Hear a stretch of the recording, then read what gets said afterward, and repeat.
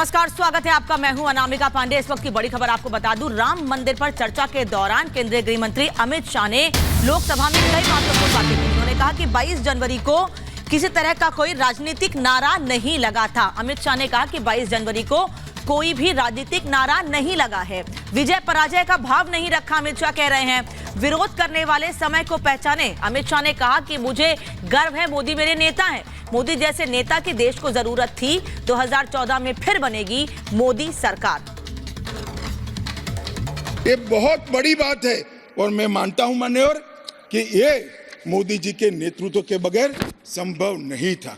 मान्यवर, मैं इतना ही कहना चाहता हूं कि जब राम मंदिर का निर्माण हो रहा था तब, और जब जजमेंट आया तब, कई लोग आगाज लगा रहे थे, कई लोग अनुमान कर रहे थे इस देश में रक्तपात हो जाएगा, इस देश में दंगे हो जाएंगे, इस देश में धर्म के बीच में बड़े विवाद होंगे।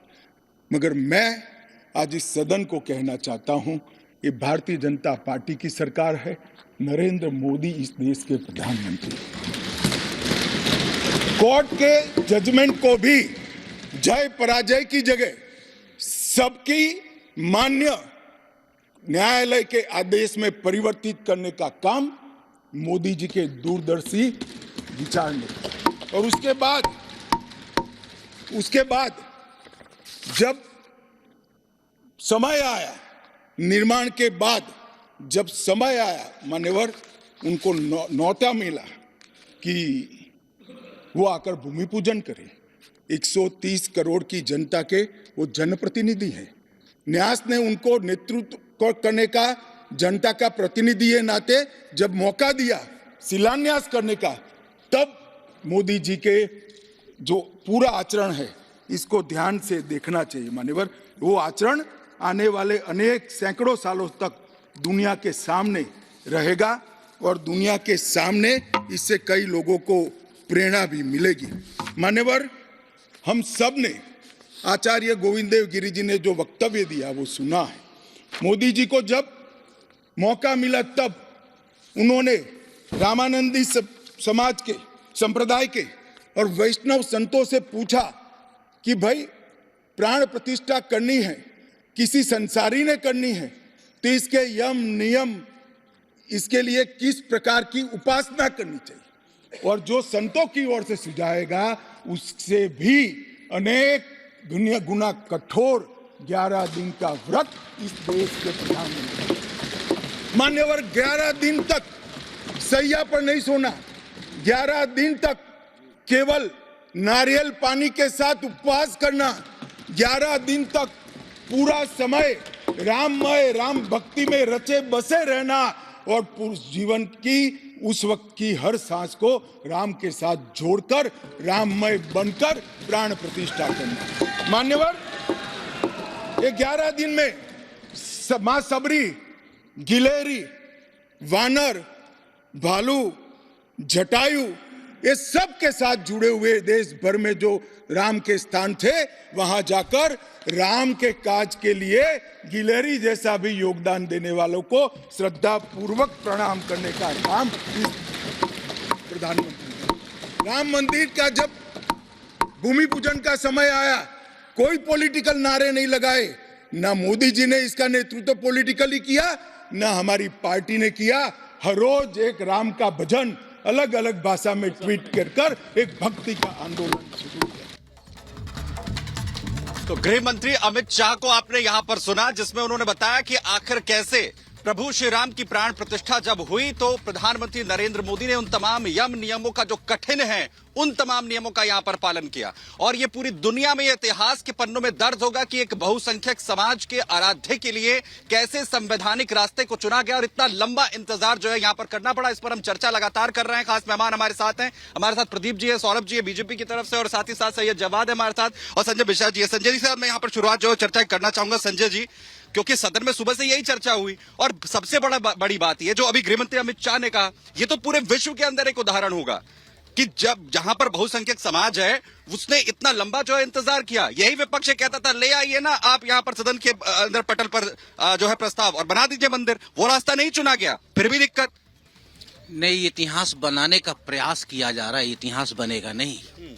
इतिहास तो ये बनेगा कि हमारे दिल्ली में जहां प्रधानमंत्री जी बैठते हैं उनसे 5 किलोमीटर की दूरी पर हमारी महिलाएं जबरदस्ती करके मारी गई, पीटी गई, उन्हें भगा दिया गया, बीजेपी के एक सांसद को अरेस्ट नहीं किया गया। इतिहास ये कहेगा कि हमारे देश के किसान आज तड़प रहे हैं, जो दिल्ली में बैठे हैं उनकी सुनवाई नहीं। उस पर भी आपत्ति हुई है सर, लेकिन संजय जी बात ये है, वो ये कह रहे हैं कि हम तो राम मंदिर के मसले पर जब प्रस्ताव लेकर आए हैं उसका विरोध हो रहा है। हम ये कह रहे हैं कि इस देश के अंदर जो बहुसंख्यक समाज है उसने इतना लंबा इंतजार किया है, हम संवैधानिक रास्तों से गए हैं, हम कोर्ट के रास्ते गए हैं, हमने उन तरीकों का इस्तेमाल नहीं किया जिसको लेकर बार बार विपक्ष हमला करने की बात करता था। तारीख पूछते थे, हमने मंदिर बना दिया।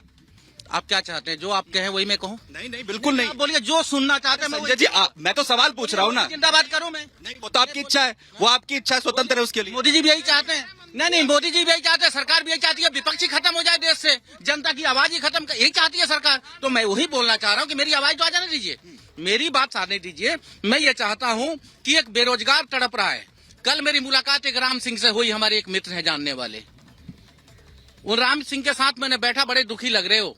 उन्होंने कहा यार मेरे बच्चे 3 हैं, तीनों को मैंने जैसे तैसे करके पढ़ा तो दिया, लेकिन रोज सुबह दिल्ली जाते हैं नौकरी खोजने के लिए और शाम को गाजियाबाद खाली मुंह लटकाए चले आते हैं, उनको कहीं प्राइवेट नौकरी भी नहीं मिल रही है। ये स्थिति है। बोल रहे हैं मैं अपने एक पेंशन के ऊपर परिवार कैसे चलाऊं? ये देश की स्थिति को क्यों नहीं बताते मोदी? संजय जी उस पर जवाब नहीं दे रहे हैं, जिस पर प्रदीप जी सबसे बड़ा सवाल ये है कि अगर बात हो रही है प्रभु श्री राम के बारे में, प्रस्ताव लाया गया है, उस पर इतना विरोध क्यों है? क्यों ये स्वीकार नहीं हो रहा है? तो पहले तो कहा जाता है आराध्य है।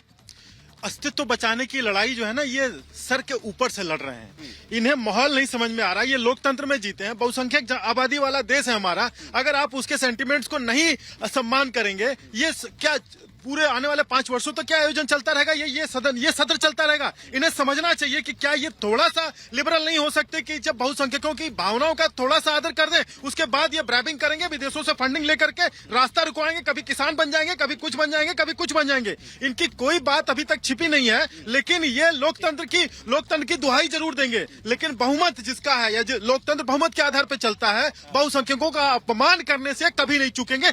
होल सोल एजेंडा यही है इनका। लेकिन बार सौरभ जी बार ये कहा गया ये तो राजनीतिक मसला है। अभी आया है क्या ये राजनीतिक मसला? वो तो कह रहे हैं कि हमने तो अपनी कार्यकारिणी में पहले ही पारित कर दिया, हमारे तो जो मैनिफेस्टो आया उसका हिस्सा रहा है हमेशा ना। भारतीय जनता पार्टी का मैनिफेस्टो में रहा है।